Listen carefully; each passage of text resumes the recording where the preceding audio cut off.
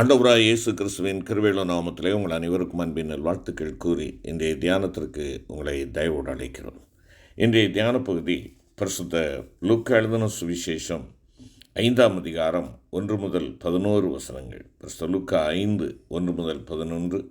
தியான வசனம் பரிசுத்த மார்க் எழுதின சுவிசேஷம் 1ஆம் அதிகாரம் 17ஆம் வசனம். பரிசுத்த மார்க் 1:17. என் பின்னே வாருங்கள், உங்களை மனுஷரை பிடிக்கிறவர்களாக்குவேன். என் பின்னே வாருங்கள், உங்களை மனுஷரை பிடிக்கிறவர்களாக்குவேன். அருமையான கர்த்தருடைய பிள்ளைகளே, இங்கே ஒரு அன்பின் சத்தம், அழைப்பின் சத்தம் துணிக்கிறதை நாம் பார்க்கிறோம். கலிலேயா கடலோரமாய் ஆண்டவராகிய இயேசு கிறிஸ்துவனுடைய உன்னத அழைப்பின் சத்தம் துணிக்கிறதை நாம் பார்க்கிறோம். அருமையான கர்த்தருடைய பிள்ளைகளே, அழைப்பு. ஏன் பின்னால் வா, உன்னை நான் பயன்படுத்த விரும்புகிறேன். உயர்நிலைக்கு நேராக உன்னை நான் என்ன செய்கிறேன்? உயர்த்த விரும்புகிறேன். நீ சாதாரண உயிரற்ற மீன்களை பிடித்து கொண்டிருக்கிறாய், உயிருள்ள மீன்களை பிடிக்கும்படியாய் உன்னை நான் அழைக்கிறேன். வரமாட்டாயா? வரமாட்டாயா? அன்பின் தொனி எங்கும் தொனித்து கொண்டிருக்கிறதே. கிறிஸ்தவ சகோதரனே, சகோதரியே, நீங்களும் நானும் செவித்துணர்வுள்ளவர்களாய், ஒருவேளை நம்முடைய செவியை அடைத்து கொண்டவர்களாய் கர்த்தருடைய வார்த்தைக்கு கீழ்ப்படியாதவர்களாய் இருக்கிறோமா? யோசித்து பாருங்கள். ஆண்டவருடைய அழைப்பு நிராகரிக்கப்படுகிறதா? ஆண்டவருடைய அழைப்பை நிராகரித்தால் நிற்கதியாக நிற்கப் போவது நீங்களும் நானும் தான். ஆண்டவருடைய அழைப்பை நமக்கு சொந்தமாக்குவோம். அழைக்கிற ஆண்டவர் உண்மையுள்ளவராய் நம்மை வழிநடத்த அவர் வல்லவராக இருக்கிறார். ஆம், என் பின்னே வாருங்கள் என்று அழைத்தார். சோம்பேறிகளை அல்ல, தூங்கிக் கொண்டிருக்கிறவர்களை அல்ல, வீணான வார்த்தைகளை பேசிக்கொண்டு நேரத்தை கடத்தி கொண்டிருக்கிற மக்களை அல்ல, தொழில் செய்து கொண்டிருக்கிற மக்களை, சுறுசுறுப்பாக தங்களுடைய வாழ்வின் ஆதாரத்திற்காக வேலை செய்து கொண்டிருந்தவர்கள், உழைத்து கொண்டிருந்தவர்கள், சோம்பேறிகள் அல்ல, உழைப்பாளிகளை ஆண்டவர் அழைத்தார். இன்று ஆண்டவர் அழைக்கின்ற பொழுது நம்முடைய பதில் எப்படிப்பட்டதாக இருக்கிறது? இவர்கள் தங்களுடைய வலைகளையும் படகையும் பெற்றோரையும் விட்டுவிட்டு அவர்கள் என்ன செய்கிறார்கள்? ஆண்டவருக்கு பின்பாக செல்லுகிறார்கள். அருமையான கர்த்தருடைய பிள்ளைகளே, ஆண்டவர் உங்களை என்னை அழைக்கின்ற பொழுது இன்னும் காலம் இருக்கிறது. பணி ஓய்வு பெற்ற பின்பாக ஊழியத்தை பார்த்து கொள்வோம். பணி ஓய்வு பின்பாக அதை செய்யலாம், இதை செய்யலாம், அல்லது குடும்பத்தை இன்னும் நான் அதை செய்ய வேண்டியிருக்கு, இதை செய்ய வேண்டியிருக்கு, பிள்ளைகள் திருமணம், பிள்ளைகள் வேலைவாய்ப்பு, வீடு கட்டுதல், இவைகளெல்லாம் முடித்ததுக்கு அப்புறமாக நாம் பார்த்து கொள்ளலாம். அருமையான கர்த்தருடைய பிள்ளைகளே, தேவன் முதன்மையான இடத்தை கேட்கிறார். சிந்தினதை அல்ல, சிதறியதை அல்ல, உன்னுடைய சிறப்பான காலங்களை கொடு என்று சொல்லுகிறார். ஆம், மீன் பிடித்திருந்த அவர்களை அழைத்து மனுஷரை பிடிக்கும் அப்போஸ்தலராக்கினார். அருமையான கர்த்தருடைய பிள்ளைகளை, அவர்களுக்கு பின் சென்ற அந்திரேயா தன் சகோதரனை ஆண்டவருக்கென்று பிடித்தான். பெந்தைகோஸ்தை நாளில் பேதுரு ஆண்டவருக்கென்று 3000 பேரை பிடித்தான். இதே அழைப்பின் சத்தம் மற்றொரு நாள் தமஸ்குவின் சாலையிலே, தமஸ்குவினுடைய பாதையிலே ஒலித்தது. ஆம், பவுல் பின் சென்றான். அநேக லட்சம் மக்களை ஆண்டவருக்கென்று ஆதாயம் பண்ணும் ஒரு சீஷனாக மாறினானே.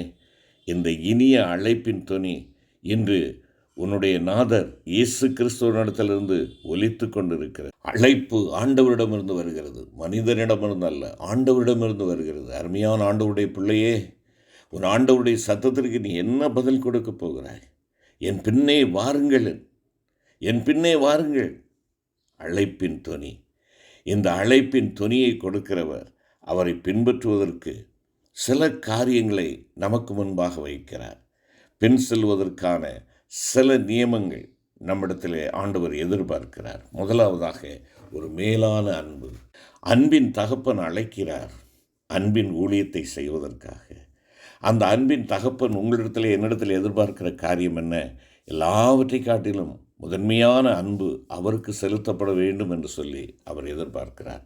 பரிசுத்த மத்தேயு 10ஆம் அதிகாரம் 37வது வசனத்தில், தகப்பனையாவது தாயையாவது என்னிலும் அதிகமாய் நேசிக்கிறவன் எனக்கு பாத்திரன் அல்ல, மகனையாவது மகளையாவது என்னிலும் அதிகமாய் நேசிக்கிறவன் எனக்கு பாத்திரன் அல்ல என்று சொல்லுகிறார். இங்கே இந்த வசனத்திலே பெற்றோர், பிள்ளைகள் என்னால் நேசிக்கப்பட வேண்டும், ஆனால் என் ஆண்டவரை நேசிப்பதை விட என் ஆண்டவருக்கு கொடுக்கக்கூடிய முக்கியத்துவத்தை அவர்களுக்கு கொடுக்கக்கூடாது என்பதுதான். என் ஆண்டவருக்கு முதன்மையான இடத்தை கொடுக்க வேண்டும். ஆம், ஆண்டவரை பின் செல்ல விரும்புகிறவன் அவருக்கு முதன்மையான இடம் கொடுக்க வேண்டும். என்னுடைய வாழ்க்கையிலே சிறப்பான இடத்தை கொடுக்க வேண்டும். சிறப்பான காலம், சிறப்பான நேரம், சிறப்பான மணி, இல்லை என்றால் சிறப்பான என்னுடைய பணங்கள், சிறப்பான ஆசீர்வாதங்கள், இவைகளை என் தேவனுக்கென்று நான் கொடுக்க வேண்டும். உலகில் உள்ள எல்லாவற்றையும் விட என் ஆண்டவரை அதிகமாய் நான் நேசிக்க வேண்டும். 10 கற்பனைகளின் சுருக்கமான கற்பனையும் அதுதானே. முழு இருதயத்தோடும், முழு ஆத்மாவோடும், முழு பலத்தோடும் அவரில் அன்பு கூற வேண்டும். இங்கே ஏதாவது எனக்கென்று ரிசர்வ் பண்ணி வைத்து கொண்டிருக்கிறேனா? என் இருதயத்தில் என் ஆண்டவருக்கு மாத்திரம் இடம் கொடுக்கிறவனாக நான் இருக்க வேண்டும். என் ஆண்டவரை என்னுடைய முழு ஆத்மாவோடும், அரைகுறை மனதோடு அல்ல, அரைகுறை பலத்தோடு அல்ல, ஏனோ தானவென்றல்ல, கடமைக்காக பெயருக்காக செய்வதல்ல, முழு இருதயத்தோடும், முழு ஆத்மாவோடும், முழு பலத்தோடும் என் தேவனிலே நான் அன்பு கூற வேண்டுமே. அழைக்கப்பட்ட சீஷர்கள் தங்கள் தகப்பனையும் படகையும் வலைகளையும் விட்டு அவர் மேல் வைத்த ஒரு மேலான அன்போடு அவரை பின் சென்றனர். ஆண்டவராய் இயேசு கிறிஸ்து நம்மிடம் ஒரு மேலான அன்பை எதிர்நோக்கி இருக்கிறார். அப்பொழுதுதான் நீங்களும் நானும் மனுஷரை பிடிக்கிறவர்களாக மாற முடியும். இரண்டாவதாக ஒரு மேலான தியாகத்தை எதிர்பார்க்கிறார். மேலான தியாகத்தை ஆண்டவர் எதிர்பார்க்கிறார். பரிசுத்த மத்தேயு எழுதின சுவிசேஷம் 16ஆம் அதிகாரம் 24வது வசனத்திலே நாம் பார்ப்போம் என்றால், பரிசுத்த மத்தேயு 16:24, அப்பொழுது இயேசு தம்முடைய சீஷர்களை நோக்கி, ஒருவன் என்னை பின்பற்றி வர விரும்பினால் அவன் தன்னைத்தான் வெறுத்து தன் சிலுவையை எடுத்துக்கொண்டு என்னை பின்பற்ற கடவன்.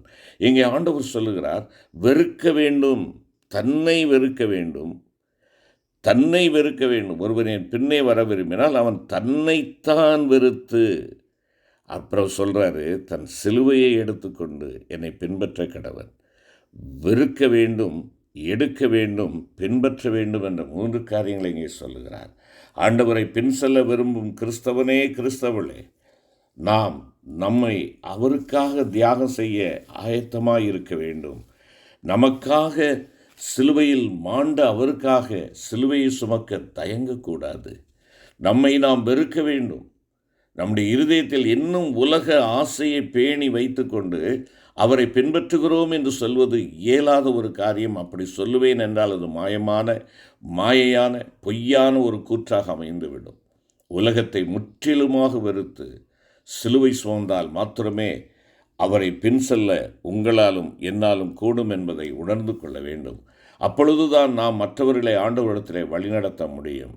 அருமையான கர்த்தருடைய பிள்ளைகளே, சீசத்துவம் என்பது விலைக்கிரயம் செலுத்த வேண்டிய ஒன்று. ஆண்டவரை பின்பற்றுவது என்பது விலைக்கிரயம் செலுத்த வேண்டியது. சவால் நிறைந்த ஒரு வாழ்க்கை நமக்கு முன்பாக இருக்கிறது. அவர் விரும்புகிற வாழ்க்கை, அவருக்கு பிரியமான வாழ்க்கை வாழ்வது தான் அவரை பின்பற்றுகின்ற ஒரு காரியம். அதற்காக நீங்களும் நானும் ஏராளமான கிரயம் கொடுக்க தயாராக இருக்க வேண்டும். அவர் தன்னையே கொடுத்தாரே, சிலுவையிலே அறைவதற்கு தன்னை கொடுத்தாரே, அந்த சிலுவையை எடுப்பதற்கு. இல்லை என்றால் ஆண்டவருக்காக நேர்மையாய், நியாயமாய், உத்தமமாய், உண்மையாய் நடப்பதற்கு நீ சிலுவையை தவிர்த்து விடாதே, சிலுவையை தவிர்க்காதே. 3வதாக நாம் பார்ப்போம் என்றால் ஒரு மேலான சரணாகதி, இல்லை என்றால் மேலான ஒப்படைப்பு, அர்ப்பணிப்பு. பரிசுத்த லூக்கா 14ஆம் அதிகாரம் 33வது வசனத்திலே, உங்களில் எவனாகிலும் தனக்கு உண்டானவைகளை எல்லாம் வெறுத்து விடாவிட்டால் அவன் எனக்கு சீஷனாய் இருக்க மாட்டான். உங்களில் எவனாகிலும் தனக்கு உண்டானவைகளை எல்லாம் வெறுத்து விடாவிட்டால் அவன் எனக்கு சீஷனாய் இருக்க மாட்டான் என்பதாக குறிப்பிடுகிறார். அருமையான கர்த்தருடைய பிள்ளைகளே, ஆண்டவராகிய கர்த்தர் உன்னிலேயும் என்னிலேயும் எதிர்பார்க்கும் மற்றொரு நிபந்தனை இதுதான். நாம் நம்மை முற்றிலுமாக அவருக்கென்று ஒப்பு கொடுக்க வேண்டும். முழுவதுமாய் அவருக்கென்று ஒப்பு கொடுக்க வேண்டும். தனக்கு உண்டானவைகளை எல்லாம் என்று கூறுகிறார். அங்கே பாருங்கள், ஒருவன் தனக்கு உண்டானவைகள் எல்லாம் வெறுத்து விடாவிட்டால், அருமையான கர்த்தருடைய பிள்ளையை, ஒரு சிலரை வெறுத்து இருக்கிறேன், ஒரு சிலரை எனக்கென்று பாதுகாப்பாக வைத்திருக்கிறேன் என்று கூறுகிறாயோ, இது எனக்கு பிரியமாக இருக்கிறது, இது என் கண்களுக்கு தெளிவூட்டுகிறதாக இருக்கிறது, பார்வையை கொடுக்கக்கூடியதாக இருக்கிறது, இது பசியை போக்கக்கூடியதாக இருக்கிறது, எனக்கு ஒரு ரிலாக்ஸ் கொடுக்கிறது, எனக்கு ஒரு ஒரு களிப்பை கொடுக்கிறது, சற்று என்னுடைய கவலைகளை மறப்பதற்கு இது எனக்கு உதவி செய்கிறது என்று சொல்லி நீ எதை மனதிலே உனக்கென்று வைத்திருக்கிறாய் அத்தனையும் சரண்டர் பண்ண வேண்டும் என்று சொல்லுகிறார் ஆண்டவர். அவருக்கு முற்றிலுமாக ஒப்பு கொடுக்க வேண்டும். ஆம், எல்லாவற்றையும் அவரிடத்தில் ஒப்புவித்து விட வேண்டும். நமக்குரியவைகளை தியாகம் செய்வது மாத்திரம் போதாது, நம்மை அவருக்கு முற்றிலுமாக ஒப்புவிக்க வேண்டும். அவரிடத்திலே நாம் சரணடைய வேண்டும். ஆண்டவராகிய இயேசு கிறிஸ்துவை பின் சென்ற பவுல் ஒன்றையும் குறித்து கவலைப்படேன், என் பிராணனையும் நான் அருமையாக எண்ணேன் என்று சொல்லி அவரை பின் சென்றதால் அநேகரை ஆண்டவரிடத்திலே வழி நடத்தினார். அருமையான கர்த்தருடைய பிள்ளைகளே, ஆண்டவராய் இயேசு கிறிஸ்து உன்னையும் என்னையும் அழைக்கிறார்.